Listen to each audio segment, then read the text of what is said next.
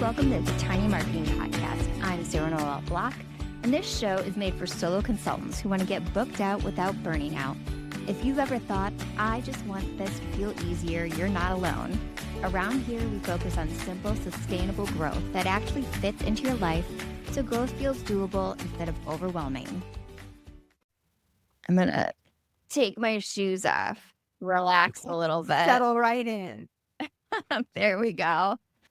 Okay, I'm really excited about this topic because so we're talking today about original research and tying it into events, an event first strategy with that. And I haven't seen that before. So when I was looking at your form, I was like, ooh, I'm going to learn a lot today.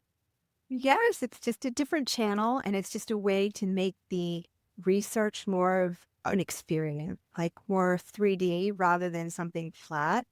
Yeah, that's a whole different way than I work with a decent amount of original researchers, and I haven't seen anybody apply it in this way. So before we get into all of that, can you introduce yourself to the audience? Yes, absolutely. I'm Lisa Shaw. I'm the founder of Devon.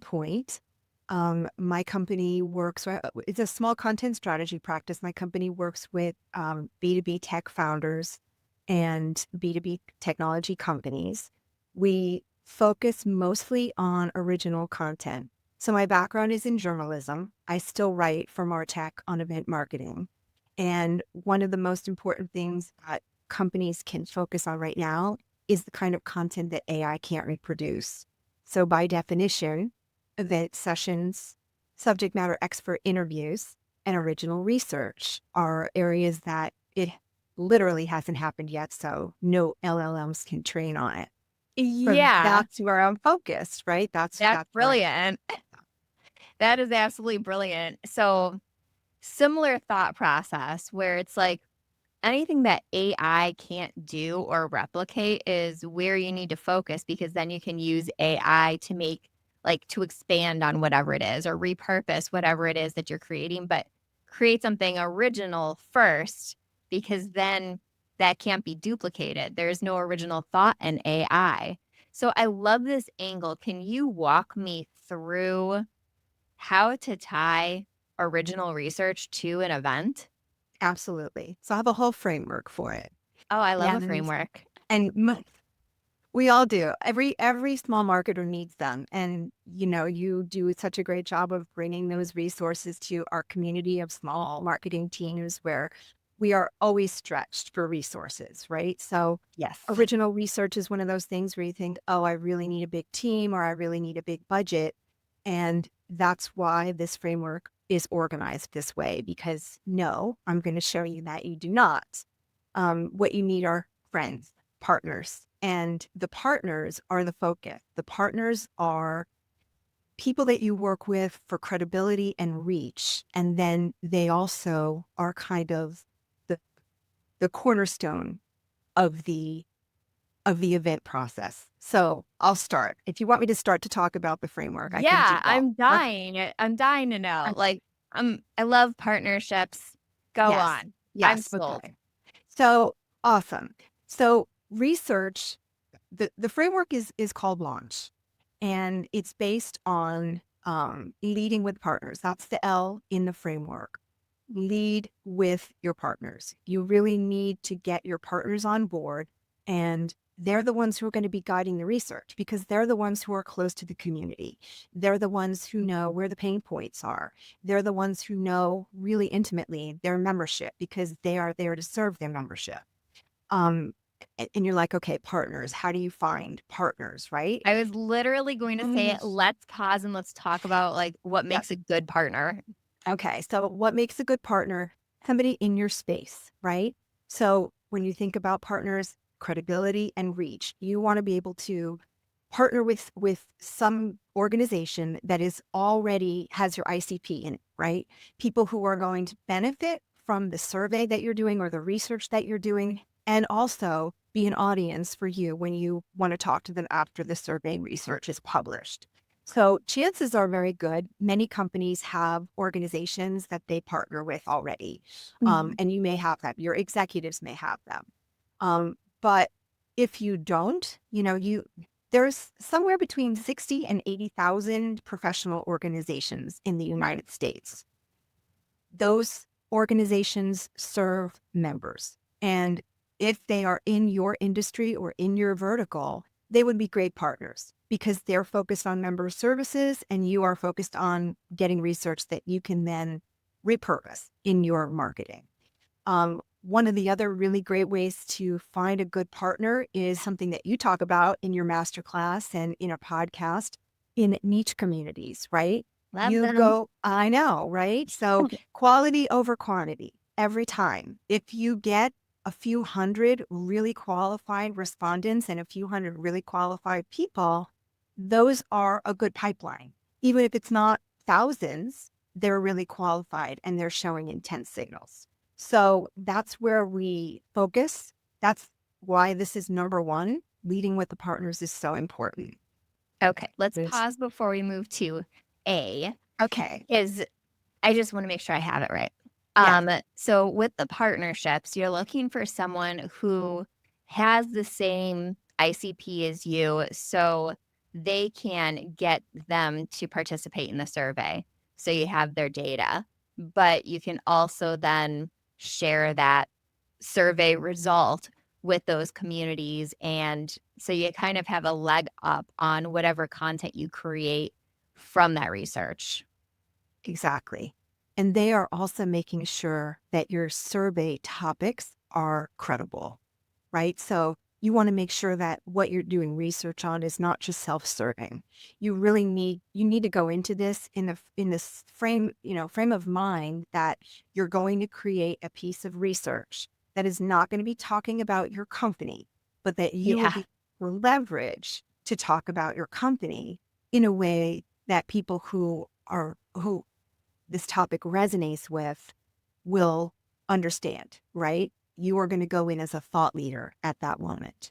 So that's why partnership is so important because they have the access and they have the credibility with those communities, Yeah, it is right? pretty ick when you're seeing something come out and it's just about the company.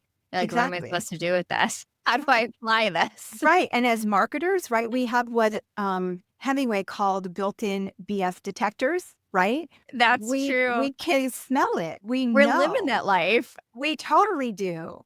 And so here's a really good example of that. So for one of the projects that I did for a client, we got 83% of our responses came from our partner communities. Like we published That's the heck out of it, awesome. but people weren't interested because we're a vendor, right? This client was a vendor. They weren't trusting it. But when it came from their community, people were really interested in the topic because it was more credible. And one of the things that we did during planning of that research, we were using a term that the community did not use to describe themselves. And if we didn't have the partner to give us that insight, we would have gone out there with that like clunky term that would have turned people off immediately. Yeah, that's such a good point, and you can pull that tip into absolutely everything. If you're using jargon or a phrase that you specifically use because you don't know what they use in their Yes. life or their job, it's gonna ring that Yes, ick bell for them because they're like, "You're not one of us." exactly. Exactly. And they know, right? Yeah, they know. Mhm. Real quick before we move to the A, Mhm. one thing that you can do, so not you, but you as the listener can do to make sure that you're using the right phrasing that your clients use is to pull the transcripts from your sales calls and the meetings that you have with them. And you can throw those transcripts into ChatGPT and ask, like, how does my ideal customer talk about X, whatever it is you're doing the research on? And you can find the specific words because you're using their transcript that they use, and then just mirror that description. That is a great use of ChatGPT.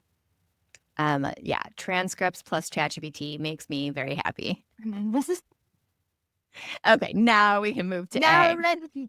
Now we're ready. Now we're ready. So A is for assemble assets, right? So the assets are everything. It's what your company is going to use to build on this research. And while the research is in the field, you have to be making a plan, especially if you're a really small team, which most of your listeners are. Hmm. You need a plan. So you're going to be putting together your assets. You have to figure out, okay, what's my minimum viable content plan, right? The minimum viable content plan is number one, the research report, right? Where is it going to live? Is it going to live on your website? Is it going to be a PDF? Is it going to be on a Notion page? Are you going to gate it? How are you going to gate it? Like all of those things, you have to figure that out. Do you have the resources for design, right? So that's another expense. If you have the resources to do that, great. If not, you can create, maybe you can work with a graphic artist just to create some of the data visualizations that are going to be the foundation of your marketing, right? Hmm. So that'll be a great investment. Once you've figured out where your report is going to live and whether or not it's going to be gated, so do you need a landing page? Do you need a Notion page? The next thing you need are a couple of blogs. Number one is the blog that's going to basically encapsulate all of the research findings. This is going to be the number one piece that will have all of the charts and all of the analysis. It's going to be your long form piece, and you're going to pull from. Make sure you have another blog on deck. And there are so many different ways to repurpose research. And you can figure out, is it going to be something that you're going to target to a particular member of your audience? So, so that you have that to lead with. The next thing that you need to have is a webinar deck, because remember, we're leading with the event. So you're going to pull all of that together into a deck, and you're going to be using those charts and those graphs from the research project, and you're going to put those in a deck so that you're ready to go. Those graphics and those infographics, they're going to be a key part of the next one, which is a social carousel, right? So all of the key findings will go in the social carousel. And then finally, the best thing that I recommend is having a lead magnet. When you go to an event, everybody likes to have a downloadable, like a little Yeah. something extra, right? So you feel like, okay, I was heard and this is awesome, and I'm going to get this nice little gift. So all of that has to be done in advance, right? So that when you have your event, you're going to launch, you're going to be ready to go.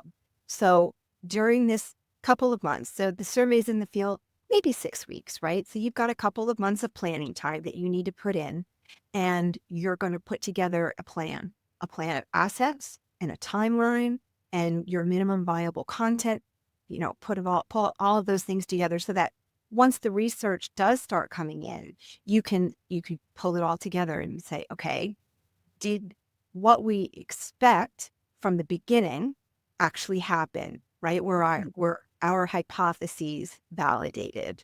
What does the research actually show? Are we going to be able to tell the stories that we thought we were going to be able to tell in our planning meetings? So that's going to give you a good framework. So you're going out, you have some assets ready, you have a calendar so that you have a monthly kind of an idea of what you're going to be talking about month to month, because you want to make this stretch out for a year. You want a full year of content from this. So you have Okay. your themes, right? Every month is going to be a theme. And now you've got this whole plan. It's already laid out. You don't have everything filled in yet because you're going to let the data do the talking.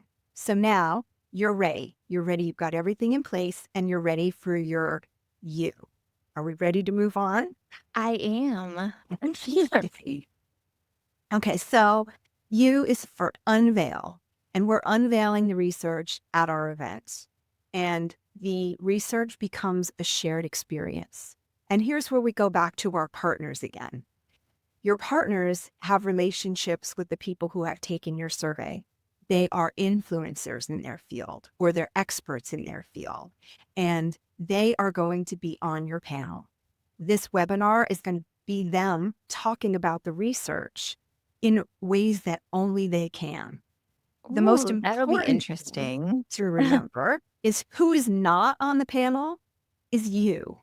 Nobody from your company is on that panel, because that's an instant drop in credibility, right? You don't want to be there.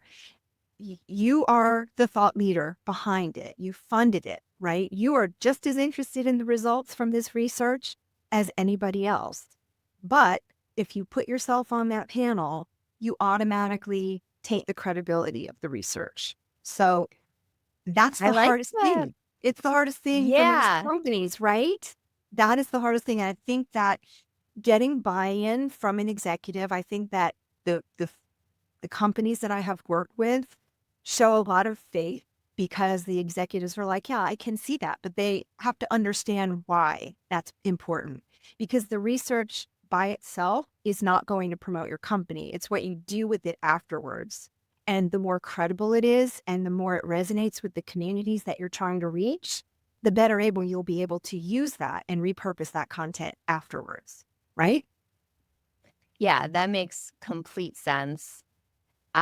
So now that you're walking me through it, I'm picturing this is probably more of like a mid-sized company that's doing this if they are funding the research and then having the influencers on the panel. It would be less someone who's like a tiny business, like a solo business. They're not going to be funding something like this. They'll probably be participating. This Right. one of the survey participants maybe. Or they could team up with others in the industry and do a survey that benefits all of them, right? By definition, Yeah, like a group. Yeah. exactly. Because by definition, the survey is agnostic. The topics are topics that people in the community are interested in. And then each one of the participants and each one of the funders can then use that research to their own benefit. It doesn't have to be a big company, right? It can be a smaller company because remember the partners that you're working with, you're not paying, right? Yeah. You're They're getting the research they're in the getting end. exactly. You're organizing it and they're getting the research. So that's a value add for their membership, right? It's the very definition of a win-win. And who doesn't like a good win-win? I do. I love that. And I Yeah. think that makes so much sense though. Like for maybe people who are listening who are solo consultants, if you team up with other solo consultants that are going after the same ICP as you or dream client, um, that way you can get research that you can leverage for your own business, but you're also sharing the workload. Exactly. So one of my clients, they had a couple of partners that worked with them on research. So they did a couple of webinars because each one of their communities wanted to have their own, right? They wanted to have Yeah. their own experts and their own people on the panel. So we did a couple of launches with that particular research project. And each one of those webinars only had 200 people register and maybe 40 to 50 people show. So it was really small, but those were intent signals, right? Those audiences were locked into that research. They Yeah. were they were ready for it, right? They were ready for the follow-up that came afterwards because they had already expressed this is a serious pain point. And they heard that reflected back at them in the webinar. They heard it from experts they already trusted. So when we followed up, when the client followed up afterwards with, hey, we noticed this was an issue for you, they were ready. They were primed because we already heard their voices. So the webinar itself doesn't have to be hundreds and hundreds of people if those people are really targeted in your ICP. Yeah. And I personally do not care about the size of how many people are at an event. It's who is at the event. Is it the Yes. right people in the room? Exactly. Exactly. So one of the other things that came from most of the webinars, you do the satisfaction studies afterwards, right? The survey, how did you like this? And some of these events become so popular that people are so gratified, right? Wow, my pain point was reflected back and these people get me. It's so exciting to hear this. Like these people are in the trenches every day. We get great feedback, qualitative feedback, and we can use those quotes in social campaigns, which is Yeah. That's so another, smart. right? It's just another source of great content. Quick question. What Mhm. event platform do you use for this where you get feedback right away? So, my partners that work on the platforms. Some of them are using Goldcast. Some of them are using Rev. Um, I don't know the tech stacks of all the different partners because we don't They're all run. using different ones. They're all Okay. using different ones. Yes, I'm trying to remember some of the ones, but those were the two that popped out. I had someone from Goldcast on the show before. She, They're great. yeah. So for the little guys who are watching this, you can get automatic feedback using platforms like Demio or Butter.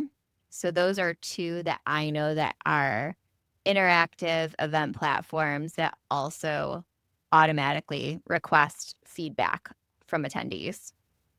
I have actually been on an event with a on the Butter platform, and it's really good. It's easy. Yes, I used Butter for a long time. It got a little glitchy to the point where I was like, I can't use this until the glitches are fixed because it would like bounce me out as the Uh, host. I have like My 50 people problem. on. I'm like, fix this and I'll come back because everything else I loved. Oh, that sounds so cringe. Oh my God. My God. I got so lucky though, because I had some attendees there that are friends of mine and just stepped up and like talked until I was able to get back in. Awesome. Yeah. Okay. Go on. Okay. We're We're on it. on We're ready. N. So the N is for nurture and nurture continuously, right? So remember we blocked out our plan. We have our month to month um, themes, right? So we were already launched with our minimum viable content plan. And now we're not doing any random publishing. We have a plan. But we're going to use engagement metrics to figure out what are we going to publish next? Because this research now is an endless source of great content. How are we going to produce it? What channels are people responding in? And where do we need to go next? So infographics, right? Checklists, so many different ways that you can repurpose that. For one of my clients, I did an interactive tool. And this was really cool because it was a really low lift for their little team. We just everybody is such a small team. We have so many things that we have to do.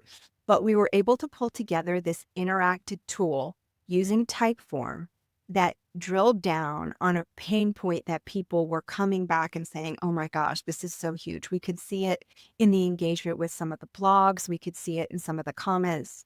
And that's what we did. So this tool was a self-assessment. Like, where do you really land? How is this affecting you and your work? And it was a simple, I think maybe 7 or 8 question self-assessment, but it was such a huge, huge thing. It became the number one driver for this client's That's one of their amazing. demo requests. It That's was right. I awesome. know it was huge. So just this one thing that we produced from a survey became this interactive tool that they now use for their other campaigns. People are really excited because they answer these questions, they get some instant answers, and then when the company decided to use it for other campaigns, they had additional downloads from the company's own white papers and, other resources. Brilliant. It was awesome. It was a really great thing. So nurturing continuously is the way to go, and letting the data inform your next plan for what you're going to do for your next piece of content. This is so intriguing. So when I saw events and research, I was like, how do you do an in-person event based around research? But your panel idea, like it would work in person, virtual, anything. I don't know why my mind automatically went to in person. Do not know because the vast majority of the events I attend are online. But your panel idea is so smart because then people are giving feedback and their observations around the research that was pulled out from that and what they learned. For sure. But you know what? It also works in person. So for one of the events that were one of the research projects that I did, one of the events that this research was used in was an in-person event. One of the partners decided this research was so resonant with their community that they stood up a whole session at their in-person event around the research. So we weren't necessarily there. We weren't on that panel either, but it just expanded the reach. And of course, the client's name was all over the research because, they funded it. Yeah. So, Ooh, okay, hold on. I got an idea too. Um, the in-person conferences that are related to what your research is, mhm. like, couldn't someone come in as like, who is a panelist on one of your webinars as a keynote speaker and talk through those data points? Like, Yeah. there's so much you can do to expand the reach using leveraging other people's events too. Absolutely. And that's where the partners come in, right? You just Yeah. need that reach. And again, if the survey was done properly and designed well and it's good quality data, people people want good information, right? It resonates with a whole bunch of different audiences. Yeah. Yeah, makes complete sense. Did that rip off launch? Like, was are we on our H? No, we have one more letter before we Okay, can that's what I close. thought. We are co-promoting now. We are co-promoting with our partners. And what we were just talking about, right? The events where you could use this research and in person, it kind of goes along with this. So your partners have access to channels that you don't, right? They have subscribers. Maybe they have a newsletter. So their subscribers get the newsletter every month or every week. You can talk about the research in there. The partners can. They have LinkedIn DMs and they have their own contacts on LinkedIn. They also have private Slack communities where they are always talking about different things and they can Those are bring my that favorite. research. I know, me too. And they can bring the research to the private Slack communities. And everywhere they go, they are bringing good quality research that people have already expressed interest in. And the client's name is attached to that research, right? So what is the statistic that 95% of your customers are not actually going to buy from you right now? That Yeah. you need to be thinking about thought leadership. You need to be thinking about brand. And this is the way to do that by working with people who are credible in your industry and putting your name behind good quality research that just can't be reproduced anywhere else. So you give the partners what you're doing, right? You've already got your months planned out and you're giving them everything that you produce. Okay. If you're looking at the research differently, or maybe you're running the crosstabs differently, or maybe you have new data visualizations, you're sharing all of that with your partners, right?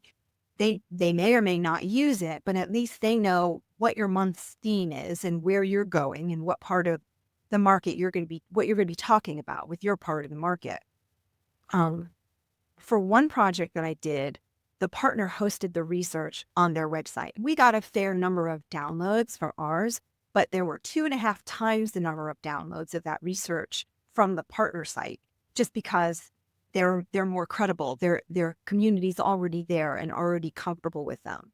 So we saw a huge number of leads come from that because the partners, their partners are part of the research. They're really credible. So Yeah, you're probably like, "Yes, please, continue doing exactly. that." Exactly.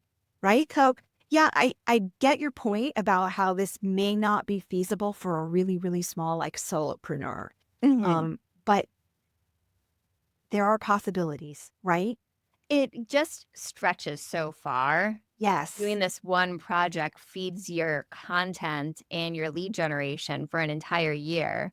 Yes. So, well, I think it's possible, like your idea, if you partner with other solo consultants, I think that this would work really well though for a small team if they have an outside partner running the research. Yep, for sure. Okay, now we're at H. Um, H is for harvest insights, right? So the numbers are great. We all are looking for data, and the numbers are great, but only if they make us smarter.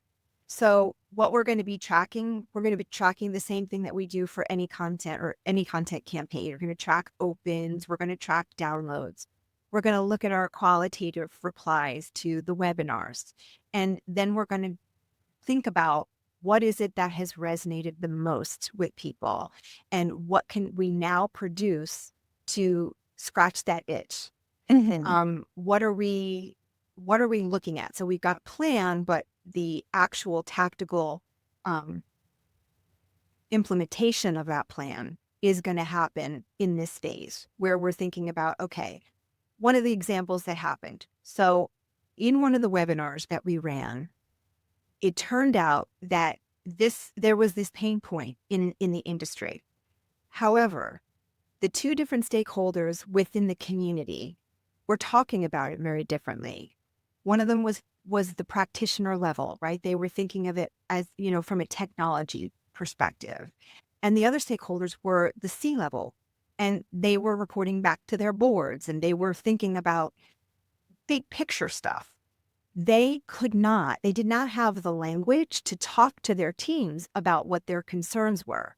And the teams were so frustrated because they would bring their concerns to the executives and they weren't heard because they weren't using language that the executives understood. So we saw that mismatch in communication and we developed a blog series, How to Talk to Your Executives About Pain Point. And the executives, we had how to talk to your team or how to get more from your team around pain point. And we Was the pain walked. point AI? It was not. Oh, now it is. Now everything is. But I have so many clients where that is what they're talking about. well, everyone is talking about it now. But this was about data quality, right? And it does actually inform in AI because it's garbage in, garbage out. When you're working in technology, you know that anything you feed a system is just going to chuck it right back at you. And if Yes. it's garbage data, you're going to get garbage back. So this was a concern for everybody, right? Everybody was concerned about the poor quality data, but the tech teams were dealing with the actual data, and the executives were like, "What is it telling us, and how can we fix it?" And they don't want to talk about the technology. So we Yeah. were giving the practitioner teams the actual language to use. If you have this problem, here's how you want to talk about it with your executive. Or if you have this problem, this is the language that your executive will respond to. And it still is the number one most viewed blog on the client site.